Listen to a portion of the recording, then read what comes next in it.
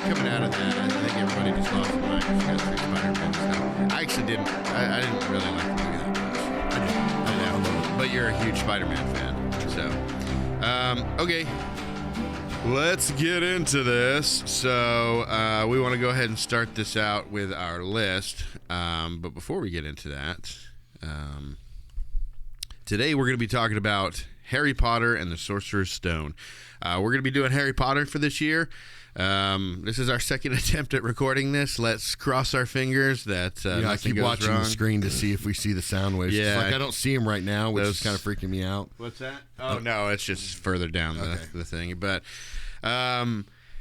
just to get through this real quick, we're going to be doing all the Harry Potters this year, the first week of each month. Obviously, we're late on this one, but we're going to try to get a little bit better as we go. Yeah, so today we're talking about Harry Potter and the Sorcerer's Stone. This movie came out in 2001. It was directed by Chris Columbus, not Christopher. I almost said it. It was based off of, obviously, the novels written by J.K. Rowling.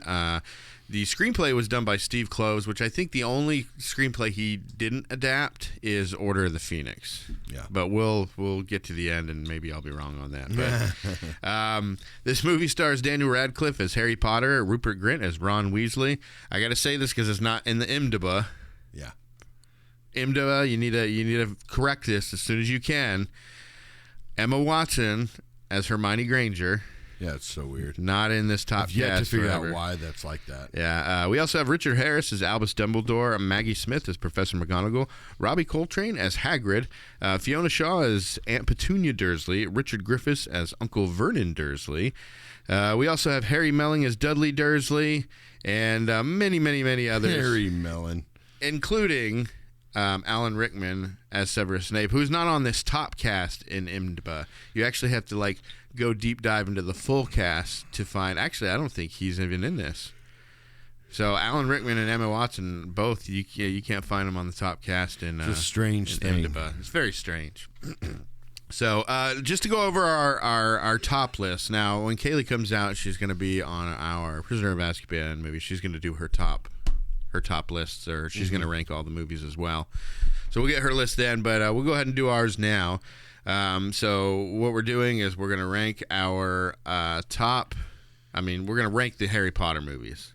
So now this isn't based off the books. Yeah. This is just based off the movies. Since we're a movie podcast, we will be talking about the books and how it's been adapted. So there's going to be a lot of book talk during these episodes. A lot of book just because we have to. And there's some things that kind of are implied in the movies, but actually don't give a good enough explanation. It's just kind of in there for the people that have read the books, and some people might be confused about what's going on. So, which we both have read all the books, so right. It's been years. Well, yeah, and I started reading Sorcerer's Stone and Chamber of Secrets with Henry, last year sometime, whatever. But anyways, these rankings are based on the movies alone.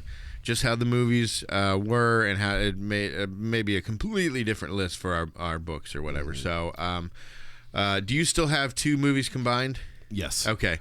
So I'm going to go first since I have 8 on a list and you have 7. So my number 8 is Deathly Hallows Part 1. Correct. I'd like to talk about that. The movie was okay. It was good. We all knew that it was going to be tough to do this last one, us book readers, because a lot of the first part of that book is a lot of kind of just wandering around and looking for stuff aimlessly. The thing with this book is that it goes into Dumbledore's past a lot. Yeah. So, like the last book, the Half-Blood Prince, it was all about Voldemort's background. We didn't get Snape's background until Deathly Hallows. So, in the last part of Deathly Hallows, we got a lot of his background. Some of Order of the Which is so funny because Snape's. Literally, if you know anything about Harry Potter, the Half-Blood Prince is all about Snape. Right, but the movie, the actual story in it, you find out at the end that Snape is a certain person, but right. it's really there. It really doesn't go into his past at all. It's all about Voldemort's past and about how. But this one, Deathly Hallows. So what I'm trying to say is the Deathly Hallows Part 1. What are you trying to say? Is in the book, it was filled with Dumbledore's past. Yeah, and they took that out for the movie because it was just too much. They couldn't fit it in there to explain it right. So they took that aspect of it out. Let's have it just be about Harry and Voldemort. Let's have a little bit of Dumbledore here and there, sprinkle it in, but let's have it be about Harry and Voldemort. So the movie took that one essential thing of Dumbledore's past out and discovering Dumbledore's past and how it related to the Deathly Hallows and everything. And so you just kind of have a wandering movie. So it took a lot of out. And that's why we'll get past this. I'm spending way too much time on this. But for me, Deathly Hallows Part 1 had a lot taken out of it, and it just made it a little bit more mundane than it already was from the book. Yeah. Whereas the second half, it's just balls to the wall action. So that's my number 8. What's your number 7? We'll start. Sorcerer's Stone. The one that we're currently doing the podcast over. Okay, and we both have that. That's our tied, or that's our equal one. We might have another one, but as far as this one, Sorcerer's Stone, we're about to get into it. We both have it on our number 7. We'll explain why it's that low. It's really not that big of a deal either. Why it is, but yeah, it's not a bad movie, just not one that I go to a lot. It's a setup movie. What's your number 6? My number 6 is Chamber of Secrets. There you go. Mine's right there, too. So I got Chamber of Secrets. I think that's a little bit better than Sorcerer's Stone, but we're going to get into that pretty soon. So we can go ahead and skip the whys of that or whatever. What's your number 5? Order of the Phoenix. Okay, why is that in your number 5? Well, because it was very comedic. I felt like it didn't really seem like it was going with the tone, because it was good. You know, all the Harry Potters, they get darker and darker as they go, right? And so as they go, they get darker and darker.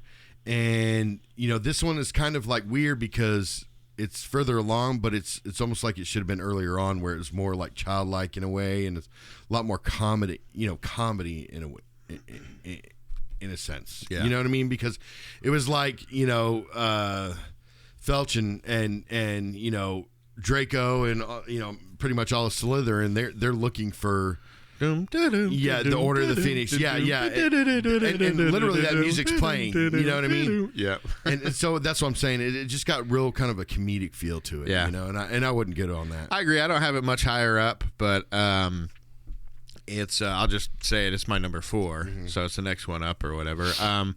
There's a lot to it. That was, and again, I think the book reading kind of damaged me for the movies, because I was expecting a lot more, and I know you can't do that for a movie. It's hard. You have to cut stuff out. So that one was a little tough for me. Order of the Phoenix, I put it as high as I could at number 4, just because of the epic battle between Dumbledore and Voldemort at the end. But there was a lot of good about it that they didn't do in the books, like going through the whole Department of Mysteries. That would have been too much for the movies. I'm glad they went straight to the prophecy or whatever.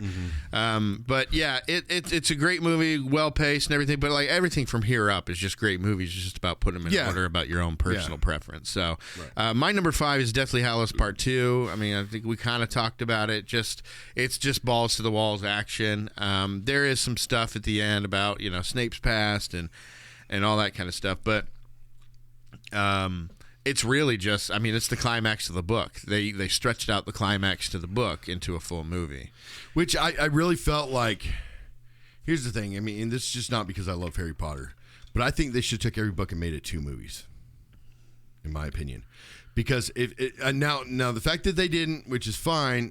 And it's understandable, but they leave so much out of the movies that they have in the books that just makes the story that much better. Yeah. You know, and I feel like, in a way, if they would have split every single book into 2 movies, they could have fit everything that was seriously important that made the story so phenomenal. Because what we really got, I mean, don't get me wrong, I'm not taking away from the films, but what we really got is a watered down version of the books, which you get with every movie. Right. But yeah, there's just she has written her world so complex and so richly and so interconnected with every single storyline. She had it planned out. You could tell she had this planned out from the very beginning. Yeah. So it's a rich story and everything. You got to cut stuff out, and it's going to make it suffer. So, but like nowadays, the first two, you could have got away with just doing 1 movie. Yeah, that's true. You know, yeah. And nowadays, it would have been a TV series, right? Like Netflix. Absolutely. And like, I prefer, if we're doing adaptations now from movies or books, comics, whatever,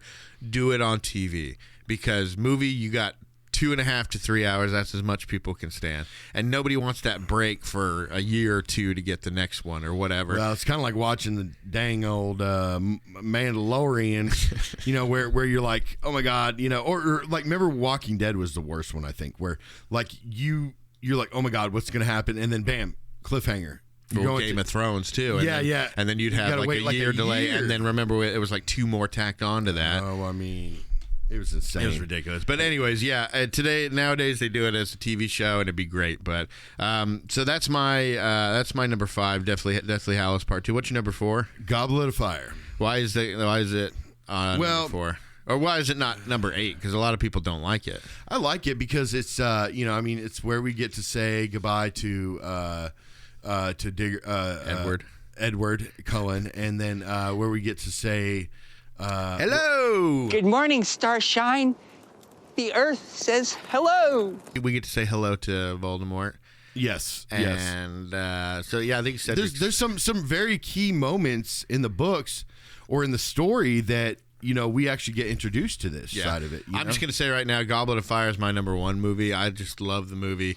I know it's not a lot. I know some people, most people probably, it's number 8. But I just love it because it's that transitional movie. And maybe that's why people don't like it, because it's not defined as Harry Potter as a child, Harry Potter as an adult. But I think he starts really growing up through Goblet of Fire. Yeah. He sees like the first death he's seen since his parents, which he doesn't remember in Cedric Diggory.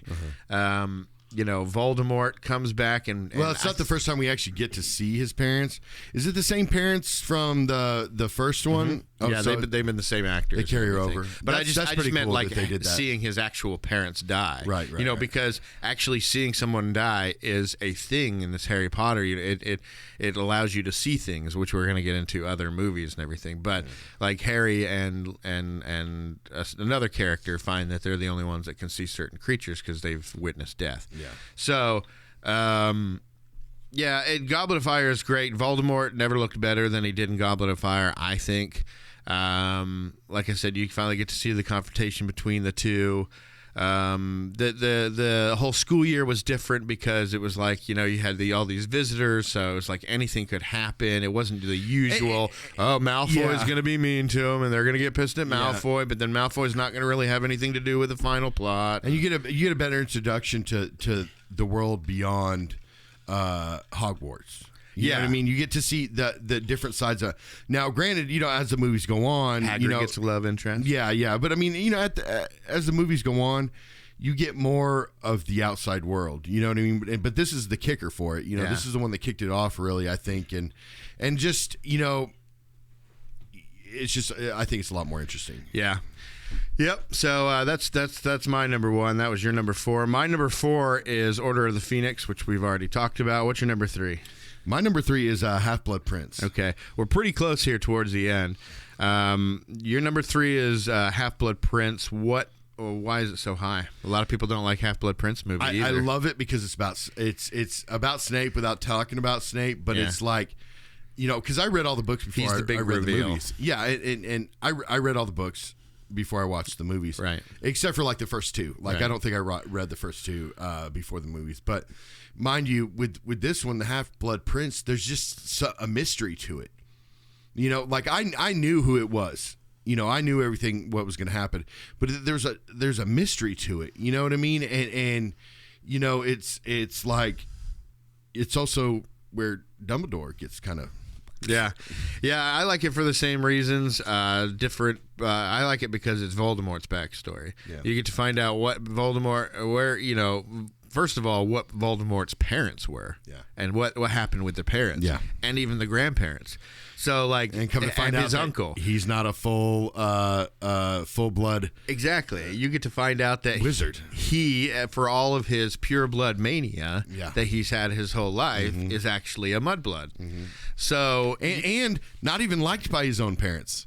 You know what I mean? It's supposed to be like his one didn't even know. Well, you kind of try to make the comparisons between him and Draco, right? Like Draco was raised to believe in, because Draco's father followed Voldemort, but Draco was raised to basically believe that mudbloods were garbage, and that's a lot of the pure blood families. They're just a little more vicious about it. But you're talking about a family of Slytherins, a family that is very just bad people. You know what I mean? And the comparisons between him and Voldemort, who grew up actually very poor without knowing really knowing his parents, just treated like crap, but kind of taking the same route that Draco did, but without all the bells and whistles for it. And it actually kind of earning himself. Yeah, and it doesn't explain it in the movie, but it explains in the book why exactly Voldemort can't feel love. Yeah. It's actually explained in there. It's not just he's an evil guy and he just had aspirations. There's actually a reason, which I'll save for it or whatever. Asperger's.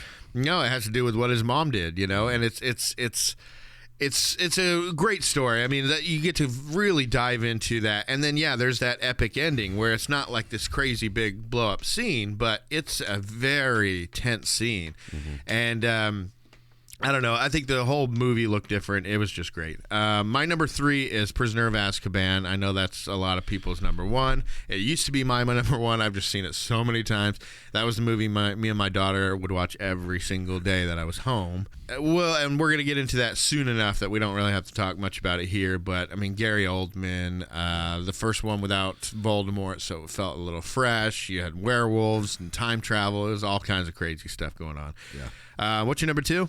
My number 2 is Deathly Hallows. Both of them. Both the Deathly Hallows. Now, it's I can't really separate them. Yeah, I can't separate them because it's just a continuation of the same story. It's what I think they should have done with all the books. So when you watch these, do you ever watch them separately or do you watch them all together? Like when you start Deathly Hallows Part 1, you know that you're not stopping until you get to the end of Part 2. Or do you watch Part 1 and say, I'll watch Part 2 tomorrow? No. Do you watch it as one movie? It depends. If I'm watching it by myself, I'll watch them together. Okay. But if I'm watching them with like the wife or the kids or whatever, I watch them separately. Okay. My number 2 is Half-Blood Prince, which you had just said. And then what's your number 1? Prisoner? Yeah. My number 1 is Goblet. All right, cool. Fun. I like your list. Yeah. It's probably better than my list, more accurate. Well... all right. As far as my opinion goes, yes. Okay, so the Sorcerer's Stone. What did you think of the casting? It was great. I thought it was good casting. Granted, do I like this version? That's what I was. That's another good question. Do you like Richard Harris or No. What's the other? Michael Gambon. Michael Gambon. It's just because it's Michael Gambon. Lucas said the same thing. Me and him had a debate about it because I feel like oh my gosh, what's his name? Richard Harris? Yeah, Richard Harris. Oh. Because I think that Richard Harris is more accurate to how Dumbledore is in the book. Mm-hmm. When you have Michael Gambon in things like, it was either, Prisoner of Azkaban or Goblet of Fire? No, Half-Blood Prince, where he's just like, it's maddening, and he sits down all frustrated. That was never Dumbledore in the book. He was always very soft-spoken. He almost Not when he was younger. No, but I'm saying he's very soft-spoken, almost spoken a whisper. It was explained in the books, all the books, that he was exactly like Richard Harris plays it. But I do like Michael Gambon because Richard Harris was fine then, but when you needed to get Dumbledore into some action in the later stories, I don't know if it would have played as well. Maybe it would have, but Michael Gambon really brought that intensity to Dumbledore. So I think it's like two different aspects. Michael Gambon's more of the warrior Dumbledore, whereas Richard Harris is more of like the philosopher, the teacher. Yeah, exactly. Philosophizing to everybody. And so you had those two aspects of Dumbledore. Richard Harris played that part great. Michael Gambon played that part great. It was just kind of like not really together like it was in the books, but still fine. The cast. Hang on. All right. Chris Columbus had a huge job getting this movie, getting this whole world set up, Yeah. it had never been shown. This is the make it or break it type thing. And really, we hadn't had we had a few franchises before this, but kind of franchises were like dying out. I think you'd had like the Matrix around certain times, but you didn't have a lot of franchises going on at this time. So you wanted to build a world. This was very tough because you had to have magic, but you couldn't make it look, like witchcraft or whatever, or else you'd have parents rioting. You couldn't have it be too serious or it would scare the kids. You couldn't have it be too silly or, no adults are going to want to watch it or, different things like that. So I think it was good that they started off with this director, who was the same director who directed like Home Alone and everything. So he loves Christmas, and these two first films have very Christmassy type feel. Yeah. But I think it was good because you kind of grow with these movies. The first two movies are more for kids, and they're very much aimed at kids with the humor, the acting, the content, and everything. It's more aimed at kids. Whereas Prisoner of Azkaban gets a little darker, and then Part 4 it just goes like, all right, here's our death. Here we are. We're moving into the real dark stuff and dark times, as Hagrid would say. Dark times. Dark times. So yeah, I think the cast was done great. Daniel Radcliffe, he had never acted before, not in a professional manner. He had done stage acting. I think the producers saw him do a play. I think the same with Rupert and Emma. They hadn't done much, but I think the chemistry of them are all great, and they all seem to match their personalities. Of the characters. I can't remember which director it was, which film it was. Might have been these, but I remember the director. One director, it could have been Alfonso, but he had asked the three. Carlton? No, not Rubiera. Alfonso Cuarón, the director. But he asked the three leads, Daniel Radcliffe, Rupert Grint, and Emma Watson, to write essays. Daniel Radcliffe, he wrote it, but it wasn't very good. He attempted it though. It was passable. It was okay, but he at least attempted it and tried to do it. And he did like a paragraph. Emma Watson, she spent a lot of time on it. She had pages of this essay that she did. Rupert Grint didn't do it. Exactly how the characters, like Harry, he wants to be a good wizard and everything, but if he's not interested, he's going to put a little effort into it and get the assignment done, but he's not going to be great at it, Yeah. He's got other stuff to worry about. Hermione's obviously going to go overboard, and Ron's just going to slough it off. So it was perfect match. Maggie Smith as Professor McGonagall. I think that her as Professor McGonagall and Robbie Coltrane as Hagrid are the best casting of this entire franchise. Because Alan Rickman didn't make sense at first. Now, once he was in the role, people were like, "Oh, he's doing an amazing job, genius and everything." But you wouldn't picture Alan Rickman in a role that's described like Snape was in the books. I got to disagree with you on that one, because he was very slimy, scrawny. He's very, they had to do a lot of makeup and wigs on Alan Rickman to get the long greasy hair and everything like that. He was described as bat-like.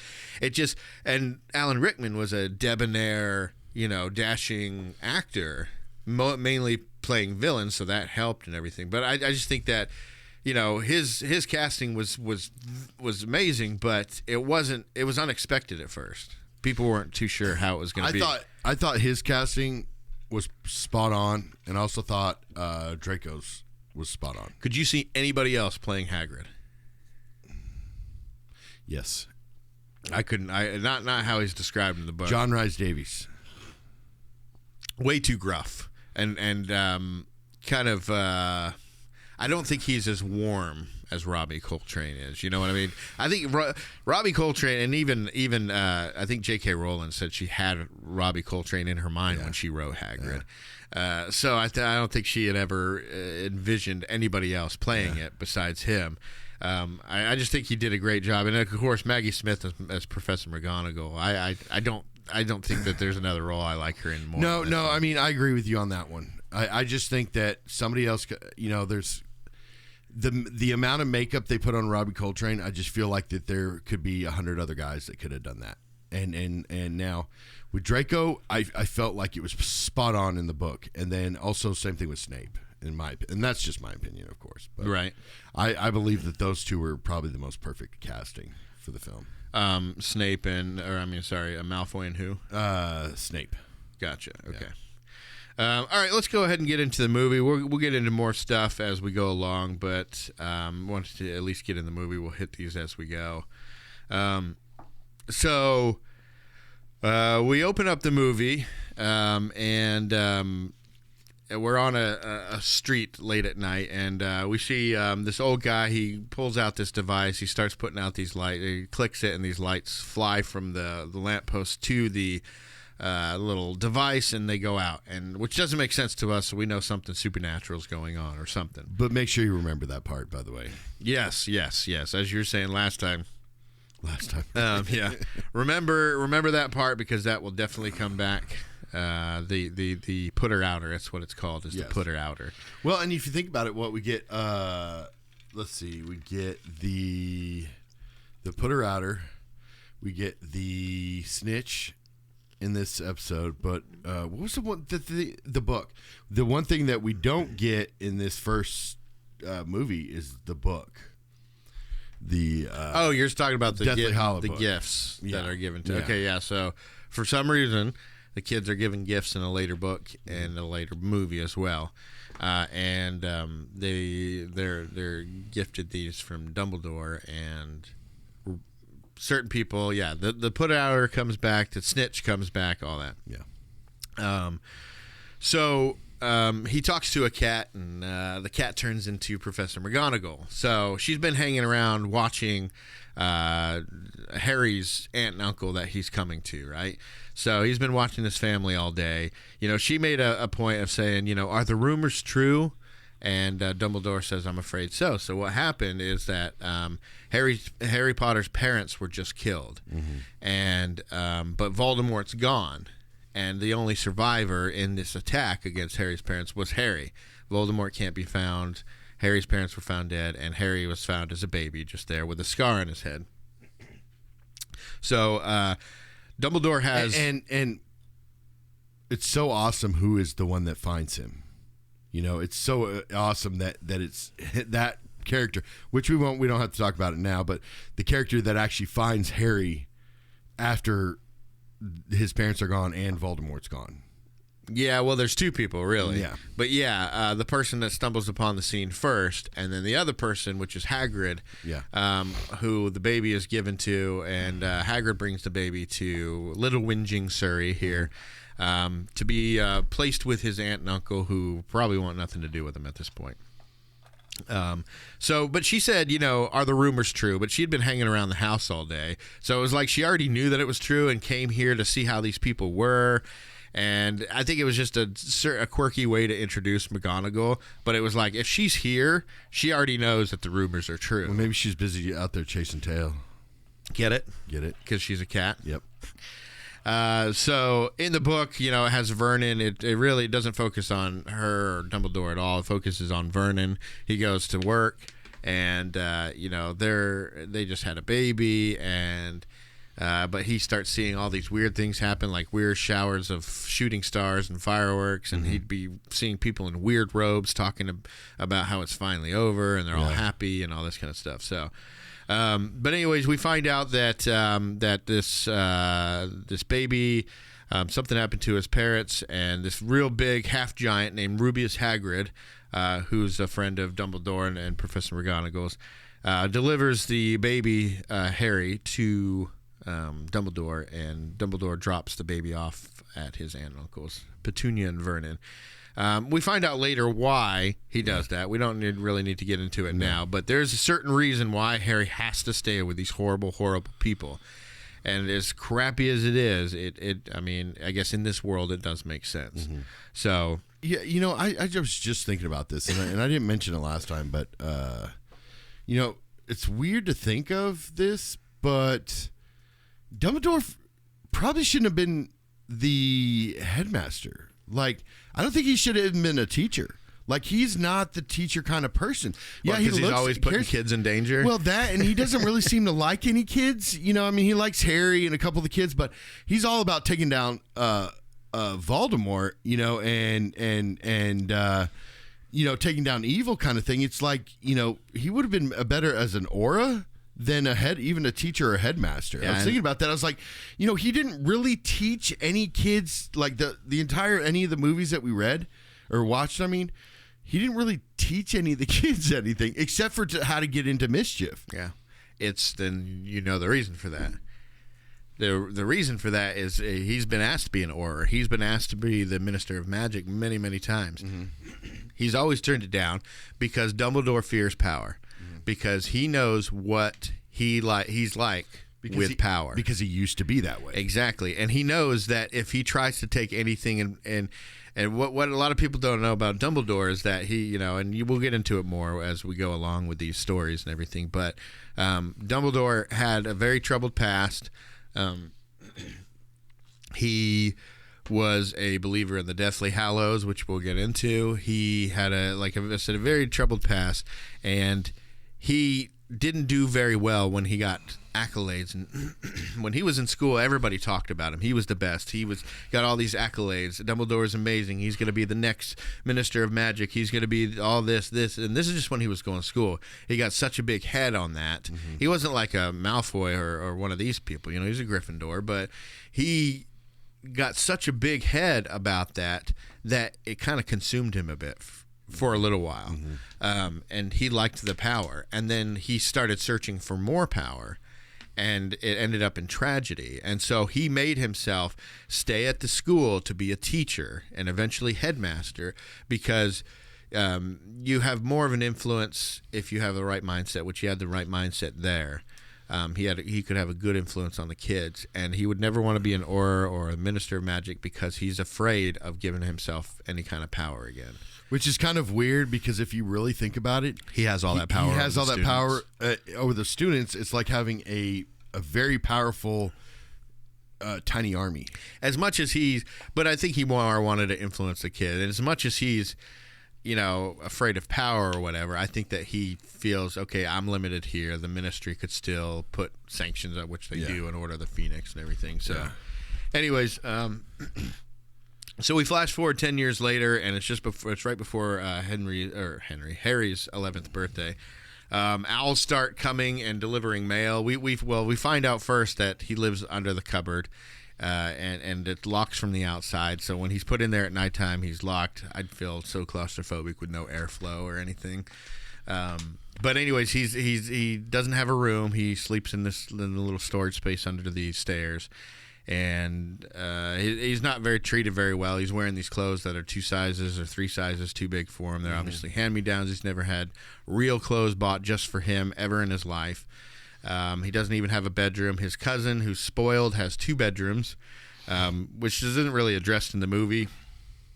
But he does have 2 bedrooms, and Harry's forced there. He's forced to cook the food when he wakes up. He's forced to do all these chores. Dudley doesn't do anything. His cousin just sits around. You never see him actually going to like actual school.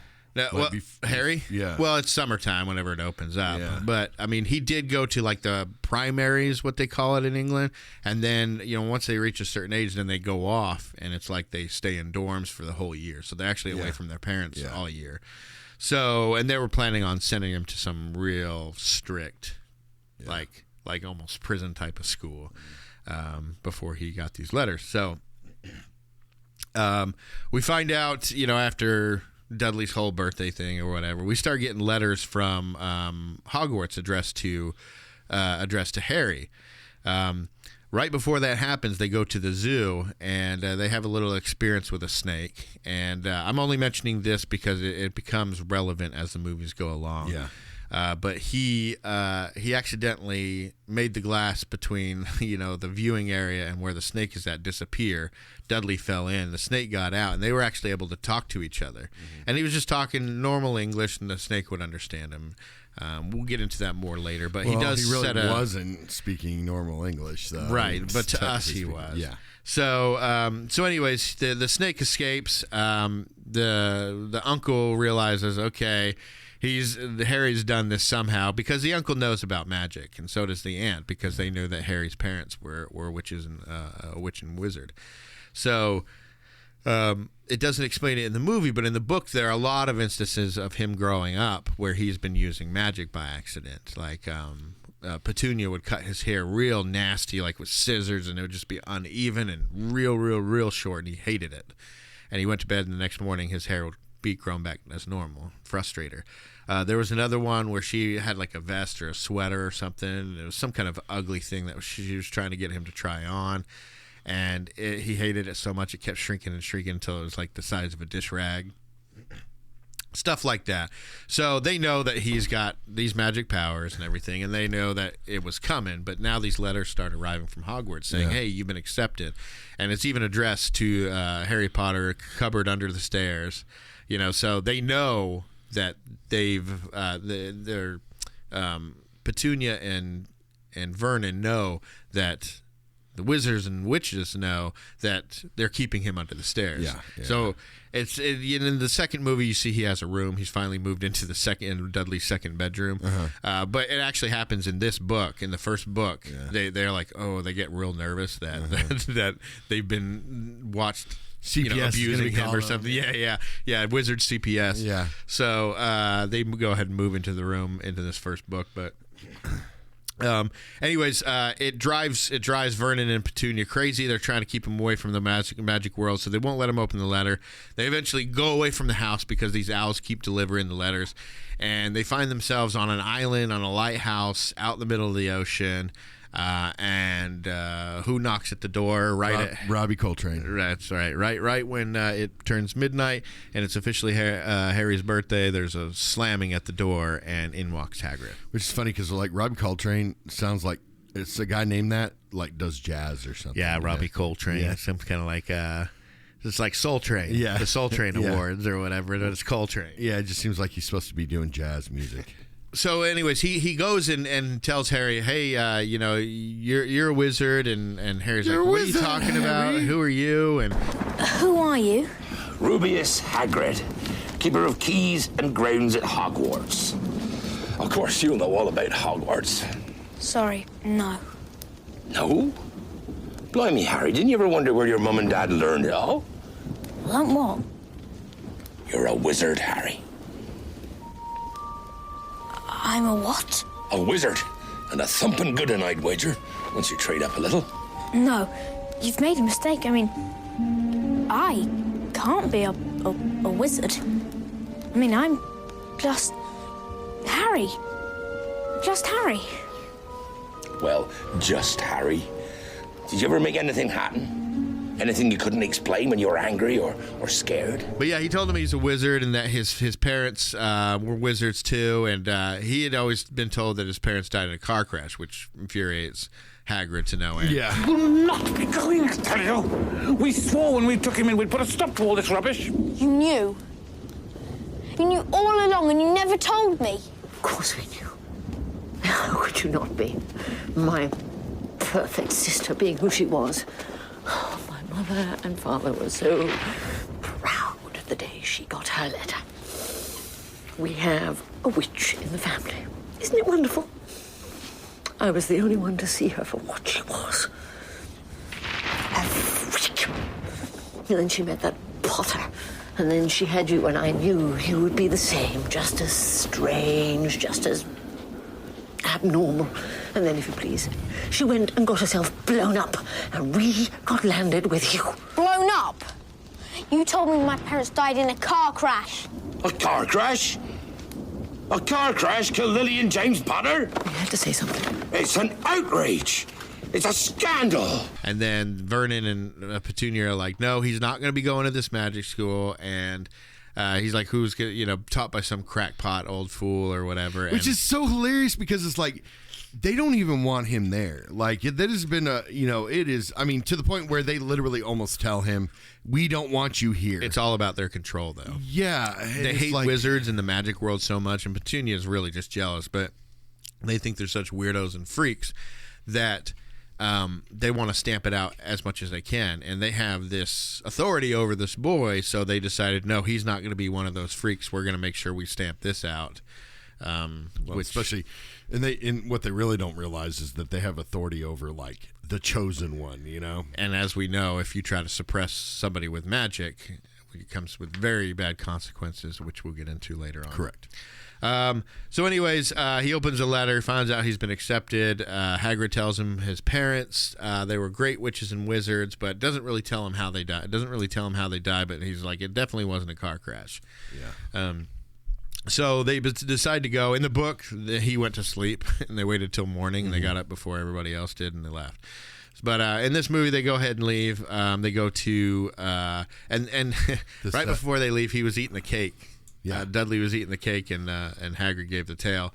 What's funny about it is that the book explains that the tail never went away, and they actually had to have it like surgically removed. Yeah. So I think J.K. Rowling must have based that kid off of someone she really hated. Right. Maybe that she was related to? Yeah, maybe. What were you about to say? They left and went to their local 7-Eleven, right? Basically, yes. They to pick up a hot dog. Or a chicken roller. Yeah. A buffalo chicken roller. Buffalo chicken. So they go to the Leaky Cauldron in London. Okay. That's in London. Remember part 3.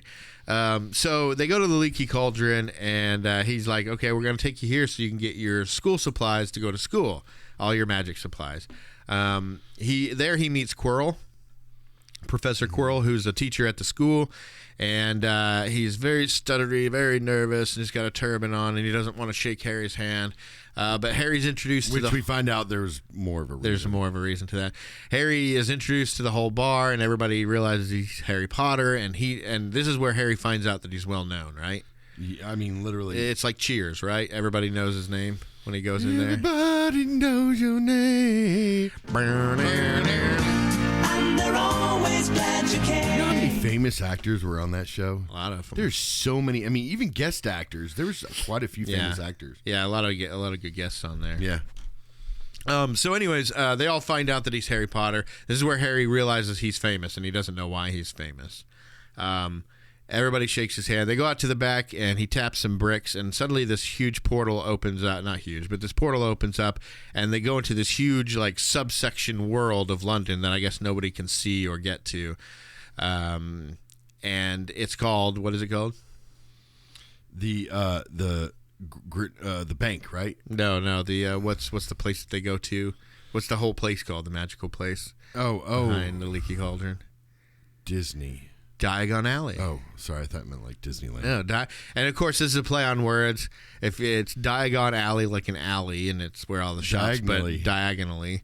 And then the dark part of that place is called Nocturne Alley, as in nocturnal. Yeah, oh, because it's the dark place. Right? I get it. Yeah, it's the seedy dark place where you can deal in the black market magic artifacts and different things that. Like Congress. Or like Hagrid's down there looking for stuff to kill weeds in the next movie. I started watching that one. It's a great movie. So he goes there, and this is where he goes to the bank. Gringotts, he sees the goblins for the first time, and he handles it pretty well for seeing goblins and not being warned about it. Well, he just literally saw his cousin get a pigtail put on by a magic wand, by a magic giant that had an umbrella, and then basically shipped him off on a flying motorcycle. So I'm pretty sure at this point he's just like, hey, let's just go with it. Yeah, it was a rowboat in the book. That's how he got to the thing. But point being still stands. You know, it's he's at that point now where he's like, well, I'm pretty much open for everything because I don't know what the hell's going on. Well, and he even tells Harry to threaten his cousin when he gets back if he has any problems to give him some ears to match the tail. And I'm Such violence. I'm pretty sure that he gets in trouble for doing that. Stop telling him to do magic outside of school. You're going to get his wand taken away. But Hagrid, and get him expelled. But Hagrid, as happens later on, it's against the rules to use magic outside of Hogwarts. Like Hagrid. I was going more for Quill. No, you definitely sounded like McGonagall. Okay. So they go to Gringotts. Julia Childs, maybe. They go to Gringotts. He sees the goblins. They go down to the safe, and he finds out he has a safe in a bank he never knew about, some magic bank. Yeah. And there's a stack of gold there. Yeah, I mean more than Little John has. Yeah. Oh, okay, that Little John. Immediately, when you said Little John, I went to Robin Hood. Yes. But that's because you said Little John. No, I said Little John. No, you said Little John. No, Little John. Yeah, you said Little John, but you said Little John. He got there was more, a little. He got more gold. He got more gold than Little John. More gold than his grill. Could actually be placed for Little John from Robin Hood too, because he had a lot of gold because he stole it all. Yeah, it was more. Well, yeah. Okay, so they go in there and they see this big stack of gold. It's never really explained in the movie, but he's like, "You didn't think your mom or dad didn't leave you anything, did you?" So, anyways, he's had this huge stack of gold. He's like, "I wish I would have known about this about 10 years ago." Yeah, like so he finds out that his dad, and in the movie you find out his dad is rich. Well, his dad's family was rich, not Malfoy rich, but they were pretty well off. Probably the richest people in Godric's Hollow. Correct. So James, Harry's father, inherited this money. And years after these books came out, J.K. Rowling said on Pottermore that the reason that the Potters were so rich was because James inherited it from his rich family, and his family's ancestors, probably a couple generations before that, created Skelligro, among many other things. And Skelligro comes into Chamber of Secrets where, he loses his bone in his arm because of what's his name. But they make Viagra for that now too, though, right? So you don't have a limp arm. Yeah. So he makes Skelligro, but I guess there were some other inventions. But basically, that's why they're so rich, is because they had these cool inventions, kind of like the Weasley twins, except for not pranks or whatever. But, right. So they pick up that. They go to pick up his owl, get his books, and then he goes to the wand store, and you get to meet Ollivander, played by John Hurt. Yeah. So played by John Hurt, who, as you know, was the chest burster from the Alien. He was the guy who the alien bursted from his chest and everything. Had that. Yeah, it seemed like he's scene. recouping very well. Yes, and he got a lot older since then. Yes. And now so he sells wands, apparently. He sells wands and has for thousands of years, because it says that it was established a long time ago. Maybe his family or whatever, but I don't know. His knowledge of people and wands and everything. He was giving wands away like, what was it? Had to have been 40 years ago. If this is in the 90s, and Voldemort came to school in the 40s or 50s, right? Something like that. I don't know. He's got to be real old. But I think they do say that the wizards in this world do have like extended lives. Like they can live over 100 years old. Mm-hmm. And I think Dumbledore was well up there. But yeah. So Nicholas Flamel, obviously in this movie, can live longer, but he's got the stone to help him. But even all the way out to the what movie? Was it this movie that finally Nicholas Flamel was saying like, he's finally just going to die, basically? That's at the end of this movie. We don't actually see him in any other Harry Potter movies. I believe he was in one of the Fantastic Beasts movies. I can't remember though. But anyways, they go through and he goes tries different wands, and in the book the wands just don't, like, he takes the wands away before Harry even tries to flick it. In the movie he keeps destroying stuff, but it's like Ollivander knows the wand so well that as soon as he goes to do something, Ollivander quickly takes it away. He's like, nope, not that one, like he can sense it or whatever. So he finally goes, I wonder, and tries out this one wand, and we find out that this wand is perfect for Harry, and you find out that the wand chooses the wizard, which means if you use somebody else's wand, it might not work very well for you unless it chooses you, or unless you win it in combat, which it would choose you then. So it's all about the wand choosing the wizard. So this wand chose Harry. Obviously, Harry was marked on his forehead whenever Voldemort did what he did. So the Ollivander tells him that he who we do not speak of, or he who must not be named, Voldemort.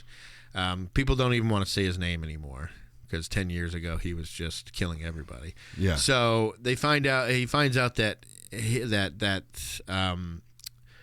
that the Phoenix, and this ends up being Dumbledore's Phoenix, gave 2 feathers, and every wand has a core, and it has some kind of a magical being material in the core. So there are unicorn hair, there's phoenix feathers, there's dragon heartstring, there's I think there's another one, but those are like the main ones. And then you have different types of wood and different lengths and, all that kind of stuff. So he finds out that his wand has a phoenix feather in it, and that the phoenix only gave one other feather in one other wand. And you find out that was Voldemort's, which was like I said, like 40 years ago or 30 years ago or however long it was that he went to Hogwarts. So I guess Harry's wand has been sitting in there for quite some time, right? Mm-hmm. So he finds out about Voldemort, and they go to the Leaky Cauldron, where he asks Hagrid what happened. And this is my favorite scene of the movie, just because he really goes into the background of everything that happens. And he even tells Harry, he's like, okay. It was dark times, Harry, dark times. Voldemort started to gather some followers, brought him over to the dark side. Anyone that stood up to him ended up dead. Your parents fought against him, but nobody lived once he decided to kill him.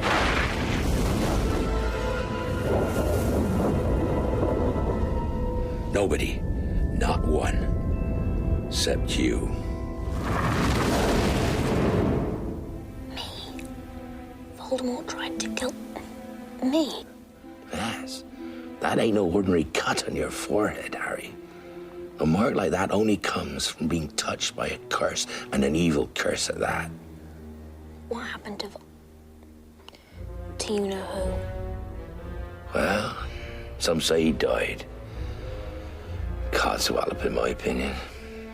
Nope. I reckon he's out there still. Too tired to carry on. But one thing's absolutely certain. Something about you stumped him that night. That's why you're famous. That's why everybody knows your name. And they're always glad you came. You're the boy who lived.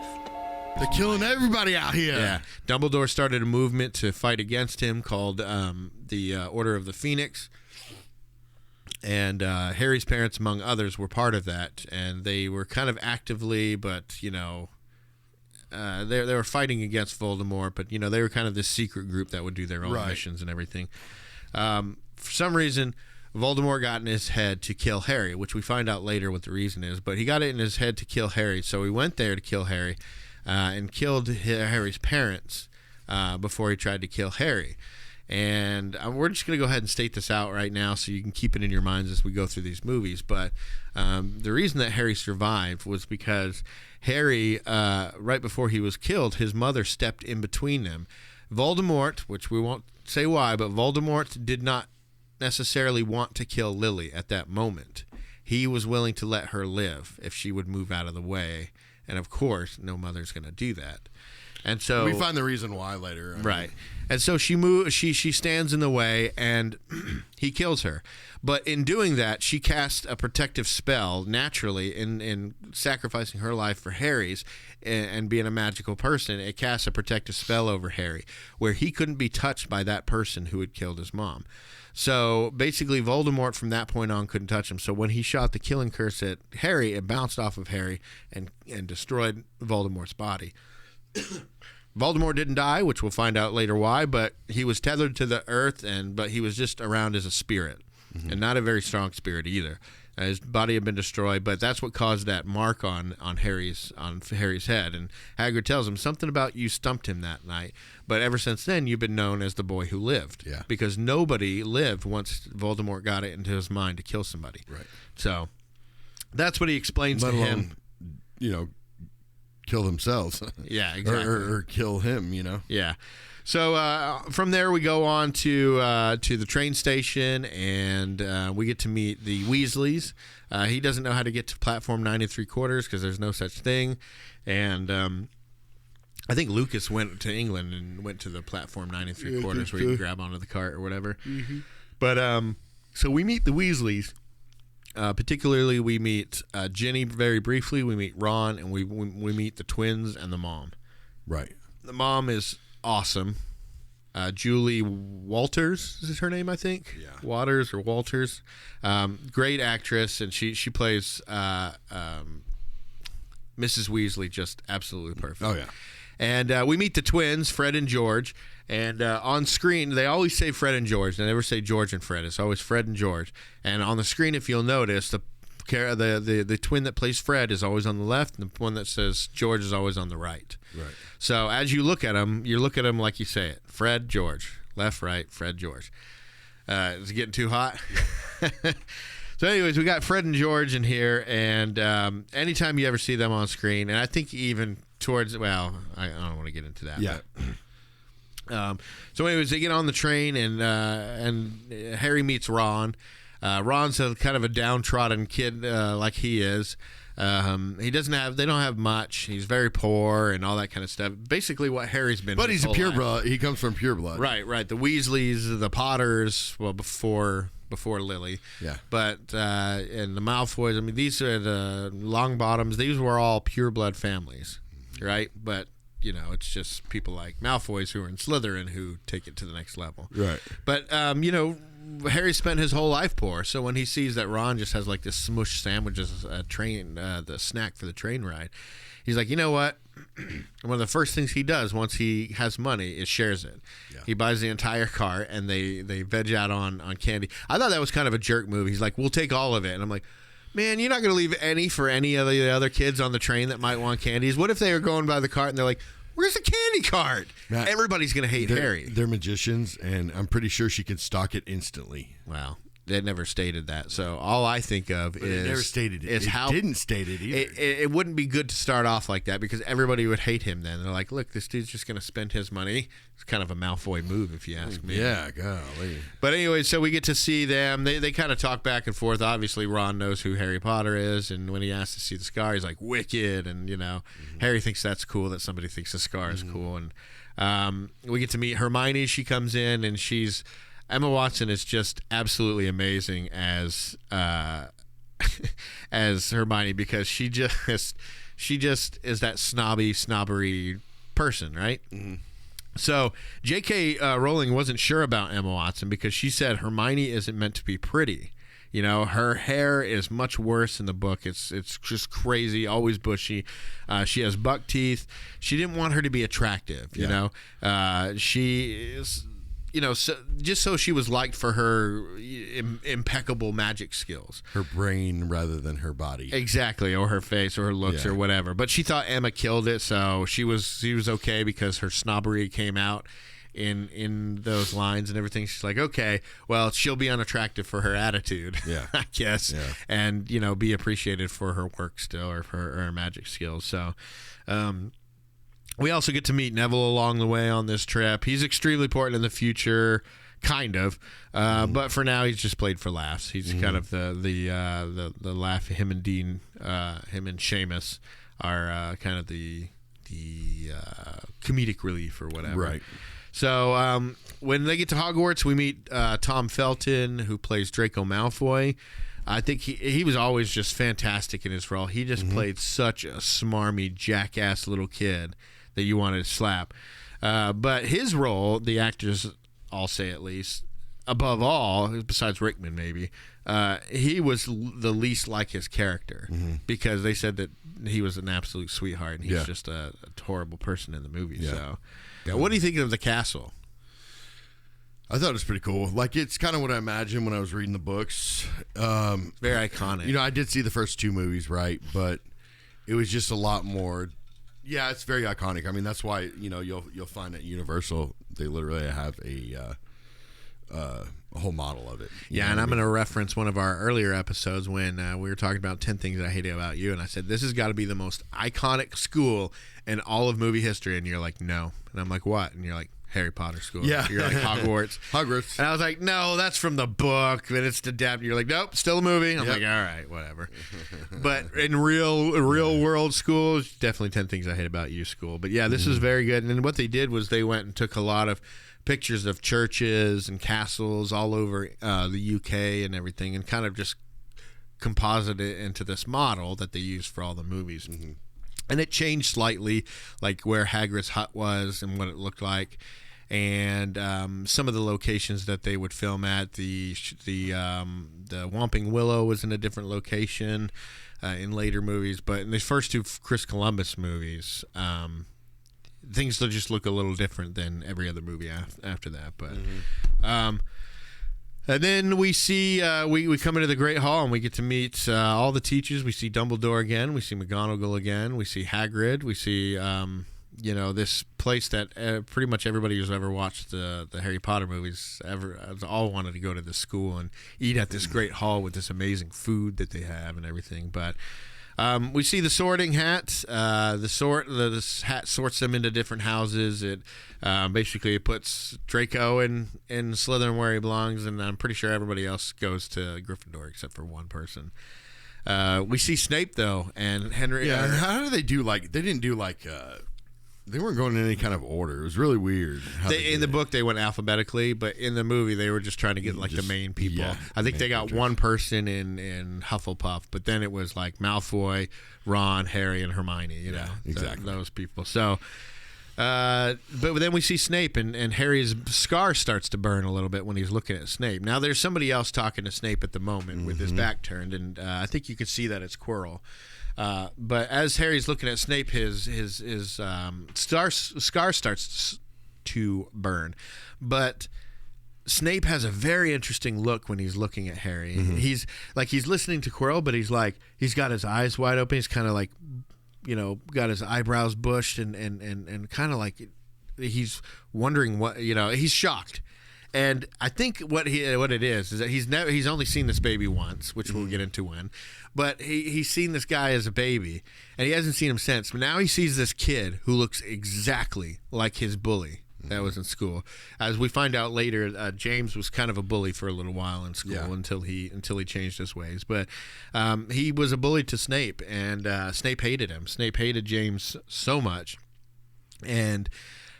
So that's what I see. Whenever I see the scene is, one, I see he looks at how much Harry looks like James, like an exact replica, which is already going to make him and Harry just at odds, because every time he looks at Harry, he's going to see his tormentor from school. But he also sees Harry's eyes. And as we know, the most common thing, it's mentioned in pretty much every book, you look so much like your father, except for your mother, you've got your mother's eyes. That's pretty much in verbatim what's said by every single person, to where Harry can then, finish people's sentences after a while. So I think that this moment is Snape looking at how much he looks like James, but also recognizing that he definitely has Lily's eyes. And it's something that Dumbledore told him a while ago too. So anyways, they all get sorted, and they all get into their respective houses. There are 4 houses: Gryffindor, Hufflepuff, Ravenclaw, and Slytherin. They were all based on very powerful wizards and witches back in the day. This time. And those were Godric Gryffindor. Nope, can't. Helga Hufflepuff, Rowena Ravenclaw, and Salazar Slytherin. Okay. Yeah, I almost said you did better this time. Yeah, I think last time I said Helena Ravenclaw because I got her daughter or whatever. But obviously Harry and everybody, pretty much all our main characters go to Gryffindor, and all our bad people go to all the Slytherin. baddies. Yeah, we don't really see any Ravenclaw or Hufflepuff. It's not really important during this movie, at least. So we'll get more into those other houses and the people in those houses. And they make mention that any wizard who has ever gone bad has always been in Slytherin.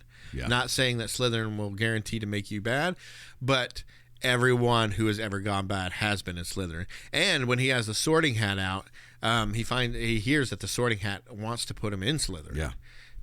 It's more explained in the book, but he goes back and forth between Slytherin and it'd be such a different movie if that happened. Yeah, so he's asking please don't put me in Slytherin. Please don't. Please don't. Yeah.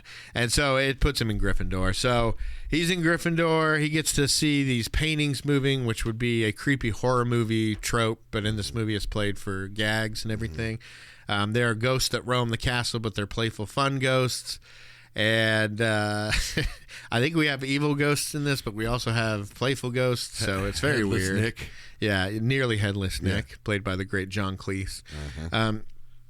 So then Harry starts to study magic. He learns a little bit more about his parents and Voldemort and all these different things. He has a talent for broomstick flying. He learns how to fly a broomstick in that class, and it's one thing that he does better than Hermione, right? Yeah. during the movie, they like put their arms out and they're up, and the broomstick immediately comes to Harry's hand, and it takes a while for others. Draco gets it up pretty good, and Hermione just can't though. Yeah. It's the one thing you'll see throughout this whole thing that she can't do very well is flying a broomstick. And I don't know if that was done purposely, because naturally, or I mean, typically you have witches flying on broomsticks. Yeah. But her being the one witch of the main three can't fly a broomstick or whatever. But McGonagall sees him flying a broomstick, and she's like, "I want you to be a seeker," and it's part of this game called Quidditch, a seeker is one of like the most coveted roles in that, because they're usually the stars that end up winning and finishing the game. But he's like, I don't know why I'm so good at this or that. And then Hermione goes, I do. Let me show you. It's in your blood. And they go to this trophy cabinet. He sees that James Potter won awards as a seeker when he was in school. So he sees that it's a natural skill that he got from his father. Yeah. Nothing to do with Voldemort. You're going to find a lot of Harry's powers and his powerful abilities in these movies are all attributed to Voldemort, because when he went and shot that curse at Harry as a baby and it bounced off and destroyed Voldemort's body, a bit of, we'll just say what they say in this movie, because you find out it's a bit more complicated than that, but in this movie they explain a bit of Voldemort's power latched itself onto Harry. So Harry's only so powerful and only capable of doing all these things because he's got a bit of Voldemort in him, and Voldemort was very powerful. So, but the one thing that he didn't get from Voldemort is the flying the broom. That's a talent. That's a natural talent that came from his dad. You know, certain smarts that came from his mom and all that kind of stuff. But so, anyways, he does that. But one time, whenever they're trying to go back to the common room, the staircases start to change, and they go to the third floor, which was said to be restricted. And that's where they discover a three-headed dog named Fluffy, and it freaks them out, and they run away. And they're like, "What the heck is that thing for?" But I think one of them says, "I think they look like it was guarding something." Yeah, but they weren't sure what. So we go to Halloween, and in one of their magic classes, Hermione is being a little too snobbish. I think she's trying to help, but she just doesn't have very good social skills, you know. So I think she's trying to help. She doesn't play well with others. Yeah, basically. She just kind of comes off as, you know, a jerk way. Well, because she thinks she's the smartest, best person, and she is, rightfully so. Yeah. She thinks she's the smartest, best wizard in the entire program. Literally, the other professors have told her that, and told other people that. Literally, she is the. I mean, even villain. I'm not villains, but what is it? Who is it? Sirius said that to her. He said, "You truly are the brightest witch of your generation." Yeah. So, you know, it's funny because, and we might have a retract on that one, because I'm not sure if it was either him or... It was Sirius, because I was trying to remember who it was, and I thought Dumbledore, but as soon as you said that, I'm like, yeah, it's one of the things that Sirius says to her in Azkaban. He goes, "You truly are the brightest witch of your age." That's what I'm saying. Like, somebody that barely knows her already can pick that up. You already see it and everything. Yeah. So, what do you think about Quidditch?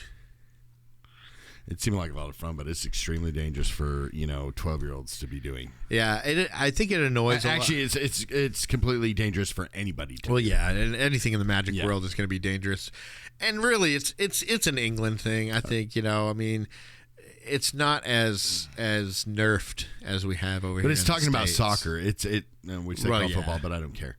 Which kind of I was thinking about that the other day. Football in. For it to be called football makes more sense than for what we call football. Well, yeah, of course, because we kicked the ball once. Yeah, but we're Americans, so we can do whatever we want to. So this game annoys a lot of fans because the snitch being worth 150 points and it ending the game and all that. I mean, each point, I think each goal is worth 10 points.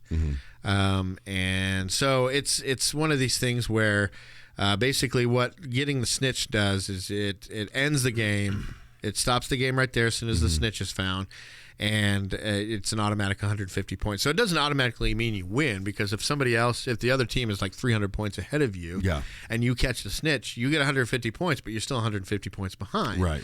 So it doesn't mean you win the game. So it would actually do better for your team to make sure that the other seeker didn't get it and give your team a little bit more time to catch up before then you catch it. So, I mean, it does have some strategy to it and everything, but and they play it on colleges nowadays. I think I've seen some with like segways and everything, but they're just running around with brooms in between their legs. But it's so dumb. It is. It's just like this is a game that only works in Magic, in the Magic world. Now, once you get flying brooms, let's hit up Elon Musk. I bet he's got that on his radar. So on Halloween, Ron insults Hermione after she's showing off and everything, and she gets upset and spends the whole day crying in the bathroom. While they're eating dinner at Halloween, and Quirrell comes running in screaming,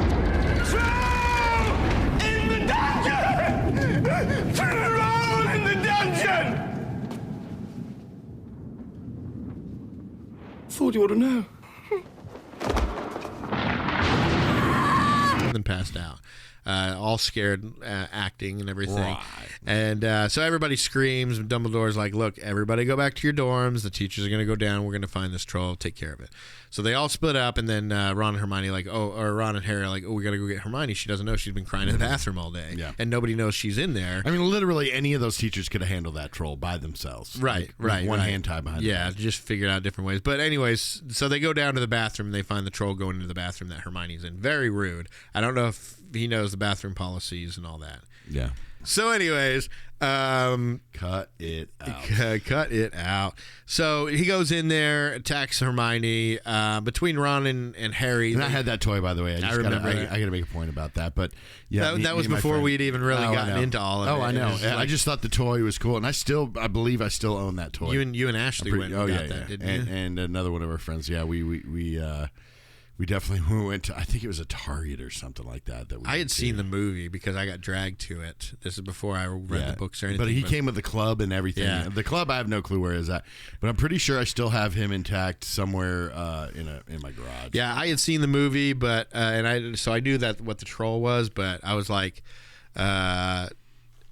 I didn't really care about it at the time or whatever, but it was a cool toy. I do remember you having that. But anyways, they take care of it pretty well, and the teachers are pretty like shocked. But Harry notices that Snape's leg is all bloody and cut up and shredded, and so he thought that was pretty interesting. And Snape kind of tries to hide it, and so.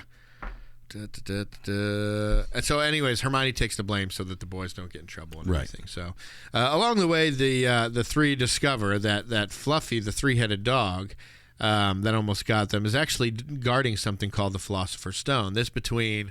But the movie says the Sorcerer's Stone. So in England, it was called the Philosopher's Stone when she wrote the book. When the publishers went to the U.S. publishers went to do the book, they thought that it was a very soft-sounded title. They wanted it to be a little bit more punchy, and so Sorcerer sounded a lot, not as nerfed as Philosopher sounds. Philosopher sounds fluffy. Yeah, but they totally skipped over Sharknado. They let that one go. I don't think that was a UK release, but that's what I'm saying. In America, they let that one go. Yeah. So the Sorcerer's Stone or the Philosopher's Stone, it's a magical object. It's a stone that can turn metal into gold, produce an immortality elixir. So it was owned by this guy named Nicholas Flamel, who's been alive forever because he uses the stone to keep this elixir to keep him going. And we find out that through newspapers and stuff that vault, when Hagrid and Harry went to the Gringotts, they went to Harry's vault, but they also went to this other vault and got something that Hagrid couldn't tell Harry about. He's like, this is confidential, secret, can't tell you. This is between me and Dumbledore. So they find out in papers that same vault that had that stone in it was robbed. And it was robbed like around the beginning of the school year. So he found that kind of interesting because there was something in there that he wasn't able to know about, and he eventually finds out that it's the Sorcerer's Stone. And Harry suspects that it's Snape that wants the stone because there are rumors about him being a little maybe on Voldemort's side and him not being so good and everything. So he thinks that Snape wants to return Voldemort to physical form and everything. So they keep asking Hagrid. They keep going back and forth and to Hagrid. And how many times did he say, oh, shouldn't have told you that. I should not have told you that. That thing has a name? Well, of course he's got a name. He's mine. I bought him off an Irish feller I met down the pub last year. Then I lent him to Dumbledore to guard the... Yes? shouldn't have said that. No more questions. What that dog is guarding is strictly between Professor Dumbledore and Nicholas Flamel. Nicholas Flamel? I shouldn't have said that. I should not have said that. I shouldn't have said that. Ain't no one gonna get past Fluffy. Ain't a soul knows how, except for me and Dumbledore. I shouldn't have told you that. I should not have told you that. Take Fluffy, for example. Just play him a bit of music and he falls straight asleep. I shouldn't have told you that. You know, and so Hagrid keeps messing up and everything, but there are many traps in front of the Sorcerer's Stone to keep it safe. You know, you have Fluffy there, you have some botanical stuff, you have some flying keys, and you have a chessboard and everything. So there's a lot of teachers that are helping to keep the Sorcerer's Stone safe and everything. And Hagrid tells them, he's like, no, it's not Snape that's doing that. He's one of the teachers that's trying to protect it. So in between all of this, we find out that Hagrid has an egg, and it's a dragon's egg, and he got it from somebody in town, or in Hogsmeade, which is the town close to Hogwarts. Mm-hmm. And he won it in a game from the stranger. Doesn't somebody's brother live there? Yeah, somebody named Dumbledore. We find out later that Aberforth Dumbledore, Albus's brother, Albus being Dumbledore's first name, Albus Dumbledore's brother is Aberforth Dumbledore, and he lives in Hogsmeade as well. You know what Dumbledore means in Old English? What? Bumblebee. No, it doesn't. Bet me money. No, it means a dumb door. Okay. A dumb, bumbling door. Dumbledore. Look it up. That's interesting. Yeah, it means definitely in not Old English. You don't get a busy wings flapping, flying around real quick. I don't know. You see him, Dumbledore, for an older guy, he Michael definitely, Gambon. Yeah, Michael Gambon definitely. Not that, this that one. dude was like running everywhere he went. Yeah, you know, Richard Harris. And by the way, Richard Harris is the father of Jared Harris, who was in our Mr. Deeds episode. Correct. And he played like the head reporter guy there. He also played Robert Downey Jr.'s Moriarty. I did not know Sherlock that was movies. his. And when we talked about it, you said the same thing. You're like, oh, I didn't realize that was his father. But yeah, so that's Richard Harris. That's his father. He's the father of Jared Harris, who played those characters. Gotcha. But, so anyways, we find out that He also played in Fringe, by the way, one of my favorite shows. Oh, did he? Yeah, I didn't know that. So we find out that Hagrid won this egg from the stranger, and the stranger seemed very interested in Hagrid, and got after he won the egg, very easily. He started asking Hagrid, "Oh, do you take care of a lot of magical creatures?" So he started talking about Fluffy and all this kind of stuff. So as we know, Hagrid's a snitch. As we know, Hagrid has some history with Voldemort. And we'll just say this out right now. We find out towards this end of the movie that it's Quirrell who has Voldemort on the back of his head. So Quirrell is the stranger in the bar that is tricking Hagrid into believing he won this egg. And he only does that so that he can start a conversation with him about the magical creatures, so he can find out how to get past Fluffy. And Hagrid, of course, is not the brightest crayon on the box, So he falls for it. But we know that Quirrell tricked Hagrid with the dragon because Voldemort knew Hagrid well enough to know how to manipulate him. Because Voldemort and Hagrid also have a past, which we can get into in the next movie. They went to school together. Right, and that gets explored in the next movie. But he knew how to manipulate him, and we'll find out why. But he manipulated Hagrid into telling him, oh, well, I told him all you got to do, the trick with Fluffy is all you got to do is play some music and he'll fall right to sleep. I should not have told you that. I should not have told you that. And he keeps going on with the should not have told you that and everything. So the kids are like, oh, now we know how to get past that. And pretty much, nobody ever figures out stop telling Hagrid crap. Exactly. Just stop telling him stuff. But I mean, Dumbledore will still say, will still say, I trust Hagrid more with my life more than anybody. Yeah, because he knows he is loyal. He just has a big mouth. But he knows what he can trust him with and what he probably can't trust him with. But that's the point, right? You and I we're talking about this.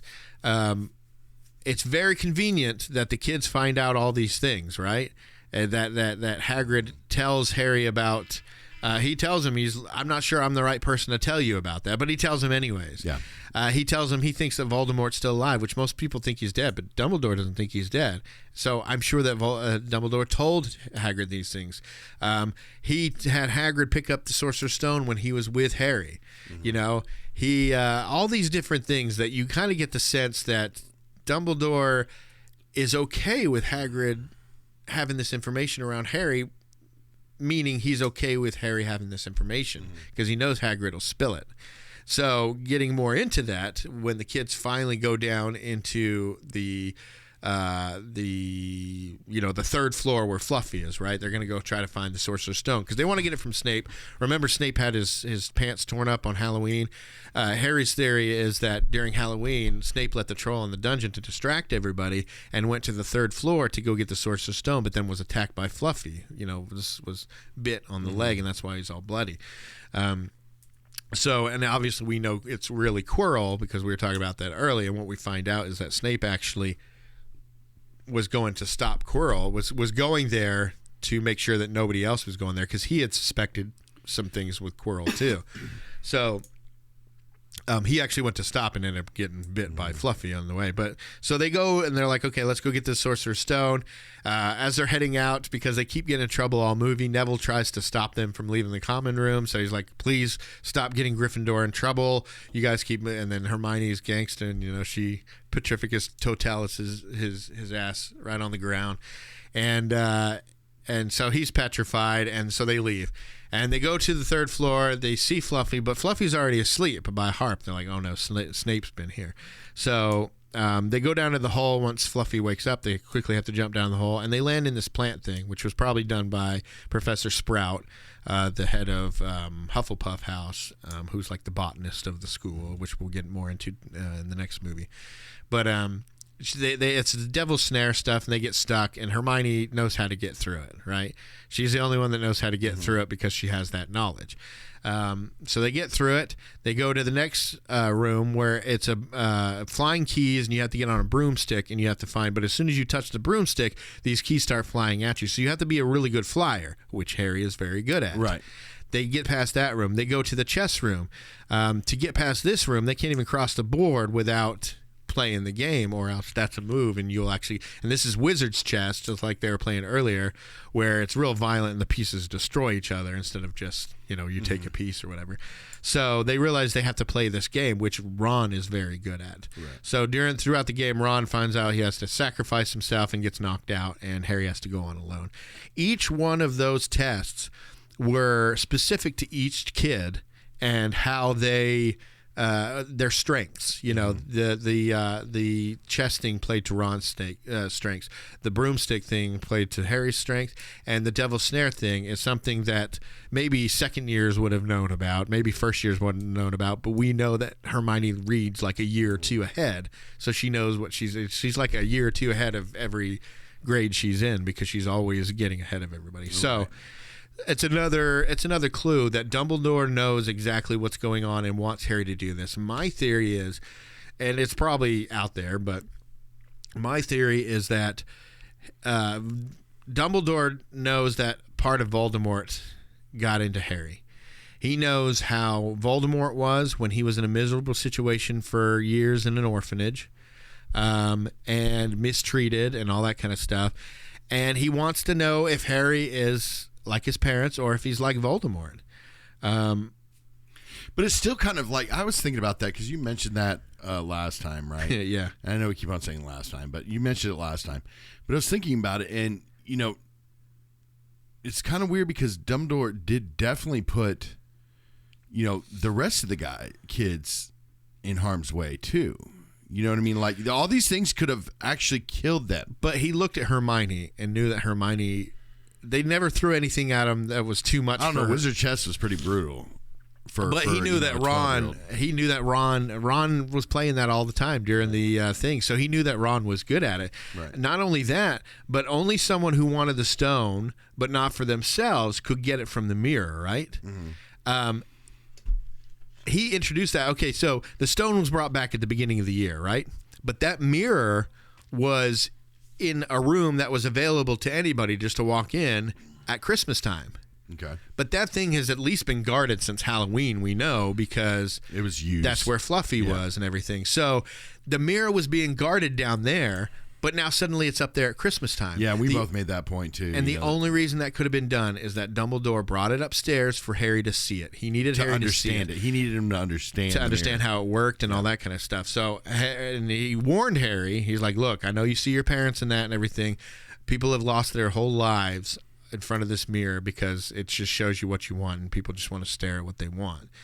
Don't get caught up with this. This isn't life. You know, you can't bring your parents back. This isn't life and stuff." So he's like, it shows you your innermost desires. So he explains it to him. For some reason, Dumbledore's in that room that night, right after he gives Harry the invisible cloak back. Well, plus I feel like in a way he knew that, Professor Quill could not touch him.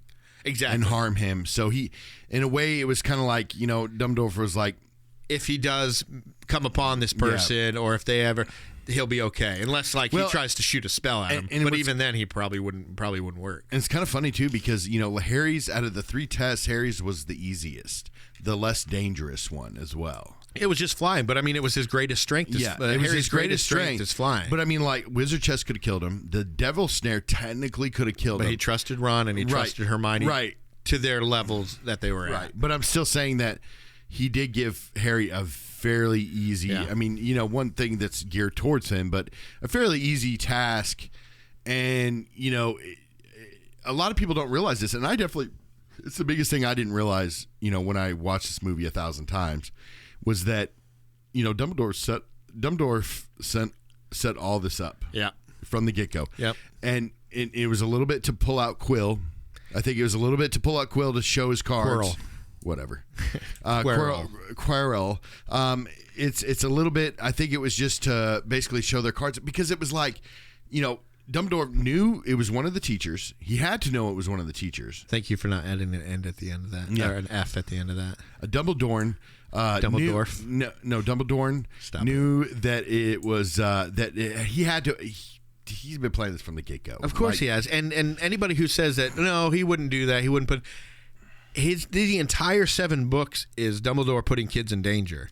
Don't ever think that Dumbledore, he wants kids to be safe and everything, but he constantly puts people in danger. Because and Aberforth even mentions it in the last book. He's like, my brother is very good at putting people, doing other this people in danger. Exactly. So, he's... And the thing is in all intents and purposes, J.K. Rowling was the author of these films, or these books, but Dumbledore was the internal author of this story. Well, yeah, I mean, he's the one that controlled everything. He's the one that determined everything. These events. He's been spending the last 10 years setting things up. I mean, and investigating things. Yeah, but I mean, he knew from the get go. I feel like that it had to be Snape. Snape was he trusted Snape just as much as he trusted anybody. In fact, Snape knew stuff that.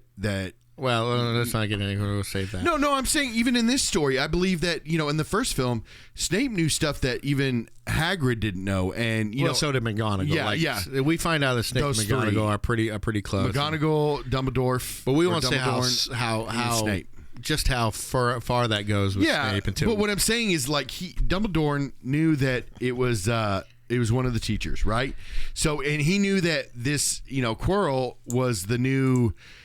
Or was the dark arts teacher, and so as we could tell, they had a lot of problems with the dark arts teacher, from the very first book to the last one. But I'll just say right now the reason for that is, and it's mentioned in the books but never in the movies, but when Voldemort, who went by a different name, came back to Hogwarts after disappearing for 10 years.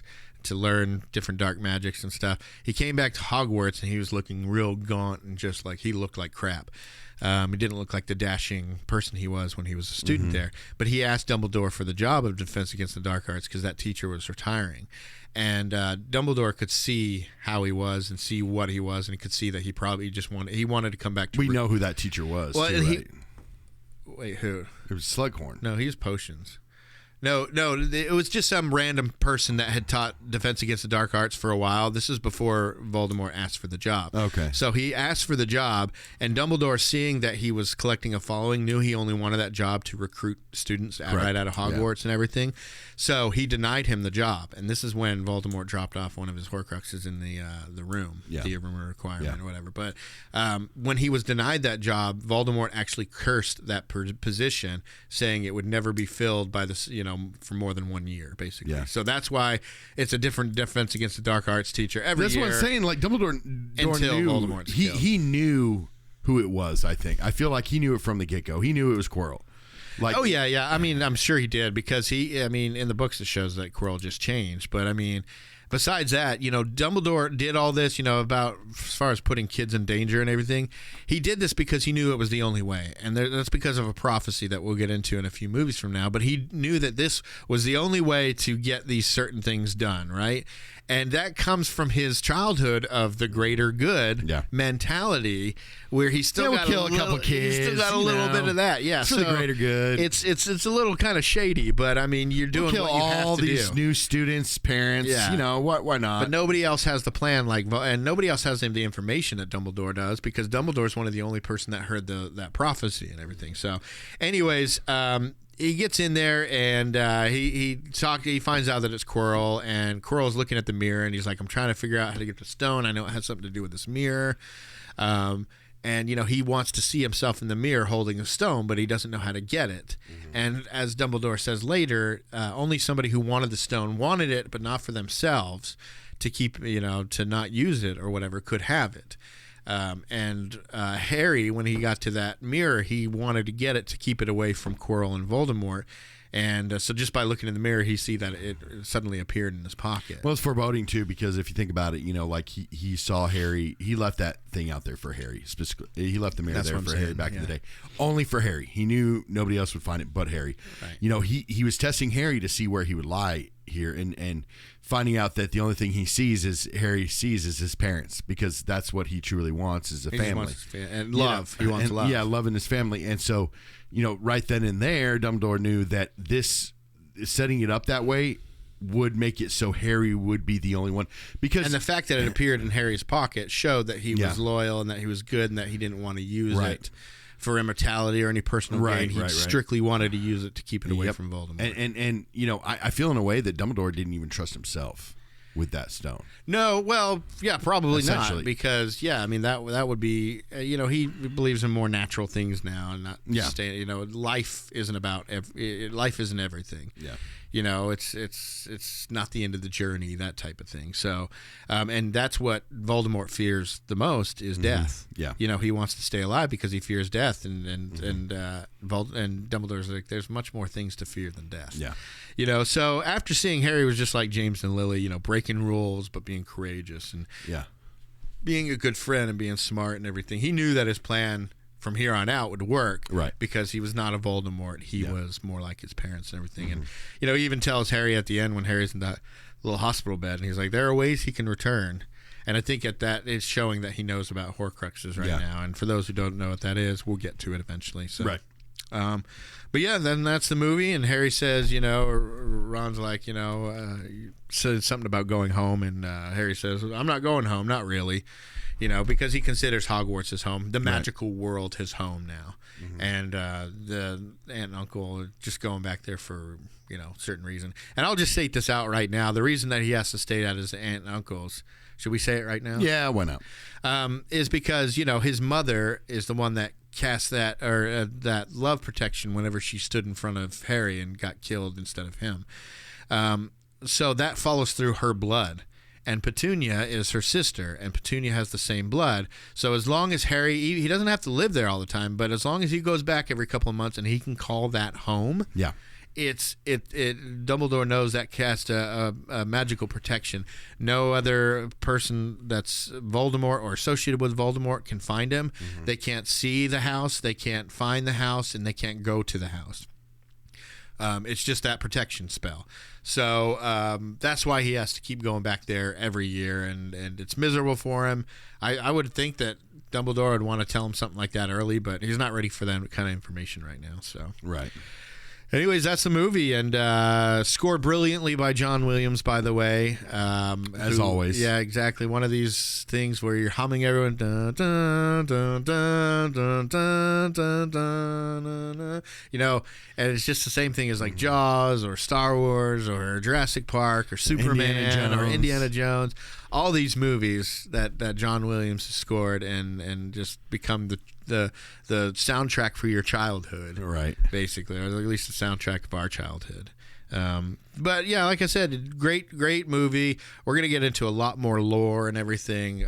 Trying to give as much as we can now, and we lost our recording, so this is the second time we're doing this again. Yeah. I know that keeps happening, but you know, as we know, it hasn't been my fault. So, yeah. Anyways, you still happy with where you have this on your list? Oh yeah, okay. Absolutely. All right. Well, that's all we have for today. You guys, if you can join us, it'll be 2 weeks, I believe, and that's when we'll have our Chamber of Secrets episode. We're gonna do 1 or 2 in June. We got kind of a busy schedule coming up here, so we're gonna do 1 or 2 in June, but we'll probably be back at it full force in July. But we still will have a couple of releases in June. One of them being Chamber of Secrets. Until I have a baby. No, then, the best. Then you're gonna have to. The only time you'll be able to come out is when you come to do the podcast. So, if you guys want to get a hold of us, we're on all social media at The Post Credit Podcast, except for Twitter. We're at The Post Credit. Our email address is thepostcreditpodcast@gmail.com. We have a website. It's www.thepostcreditpodcast.com, and we're on YouTube. We appreciate you guys listening, and we'll see you next time. And throw me a bludgeon.